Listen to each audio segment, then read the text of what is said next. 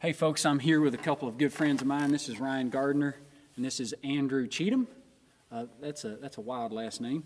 I'm going to ask these guys a question and get their thoughts on it. Recently read an article from the Gospel Coalition written by David Murray, and the title of the article is Jesus on Every Page, 7 Reasons to Study Your Old Testament. And there's one in particular that's interesting, and it's the 4th reason listed in this article. And this is what I want to get your thoughts on. It said we should read the Old Testament because the Old Testament presents doctrine in story form.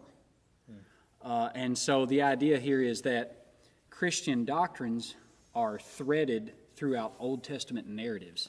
And other places in the article he talks about Christian definitions of theological terms are best seen in the Old Testament. Yeah. So there's a lot of aspects about this. What's your thoughts on that, Ryan? Yeah, my favorite part about Scripture and how God works through His people is through narrative, through story. And if we look throughout the entirety of Scripture, not just the Old Testament, we look at God kind of zooming in on specific individuals' lives. And we look at the story of Joseph and how intentional he was about showing what Joseph went through in order to get Joseph to a point where he could use him effectively. And you look at the story of Job. God is constantly looking at specific individuals to paint this grander scheme of God's plan of redemption. So you said God's plan of redemption. So how I hear that is you're saying the doctrine of redemption or salvation even is pictured or seen in the Old Testament. Absolutely. Yeah, I would say particularly when you understand that everything points to Jesus, the Old Testament becomes really significant. And so typically how we've done it in the past is we'll preach sermons and we'll say, you need to be like Joseph because of this. But the story's not really about Joseph at all. It's about Jesus. It's about God and His sufficiency and His power to redeem His people. And so how did God take Joseph's life and how was He faithful to His promise back to Abraham through Joseph and his story, using Joseph to preserve the people of God, which they were in famine. And so God had sent Joseph to Egypt. And so how is God preserving his redemptive narrative through these individual accounts? And so even starting with Abraham, you see Him promise one day through you all of the nations of the world are going to be blessed. And so so the narrative really takes us, like the Old Testament narrative takes us through how God is at work redeeming and restoring broken humanity to Himself. The word that keeps coming back to me is the mosaic. It's a mosaic. It's a smaller picture that makes up the greater scheme of the gospel. So everything is centered on Christ, and all doctrine is built on Him and His work. So we could say salvation is pictured there, sanctification, all those things being redeemed to God. Now, to your point, been looking at the book of Ezra early on there in chapter 3, after this huge Old Testament narrative has unfolded in time and time again, we see God's redemptive work many times played out.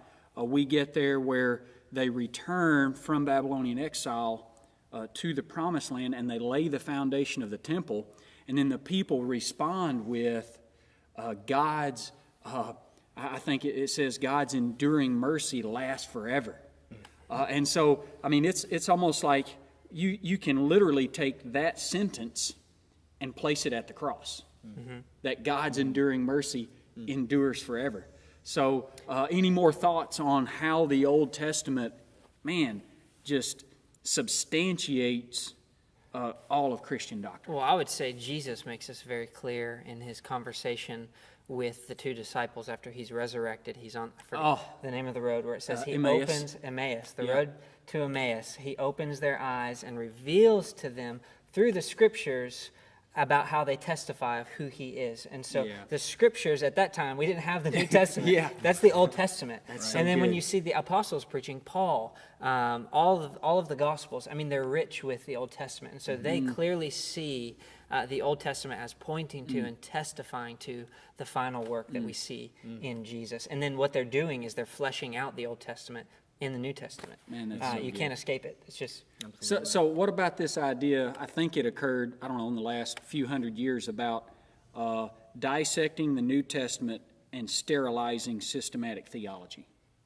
Like you can literally find books that present systematic theology almost exclusively in the New Testament and ignore the Old Testament. Any thoughts on that? I think we miss part of the beauty and the richness of those doctrines. Yeah, I don't think you see the fullness of it. Yeah. I mean, God's redemptive work was so laid out in Israel. I mean, through the deliverance, and we talked about this in a previous video, through the deliverance of Israel out of the hands of Egypt, and again out of the hands of Babylonian captivity, and again out of the captivity of the oh goodness, I'm losing my mind here. The Philistines, you know, I constantly there's this idea of deliverance, and how much more is that deliverance spelled out from our own sin. Good. I want to leave with an encouragement, and if you guys have one, I want you to chime in.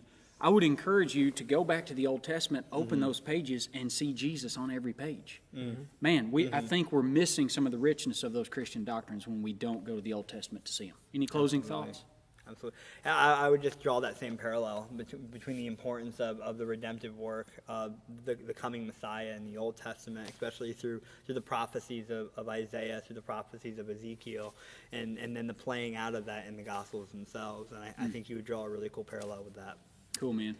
Yeah, I would say Jesus is so evident everywhere. In the Old Testament, we either see where our need for him is through human brokenness. We see how God is going to respond in Jesus. So it either looks forward to Jesus or looks at human nature. And so you're able to see Christ all without these weird you don't have to make weird connections to Jesus. Right. So, yeah, I would just encourage you that Jesus can be seen and that God's story is our story.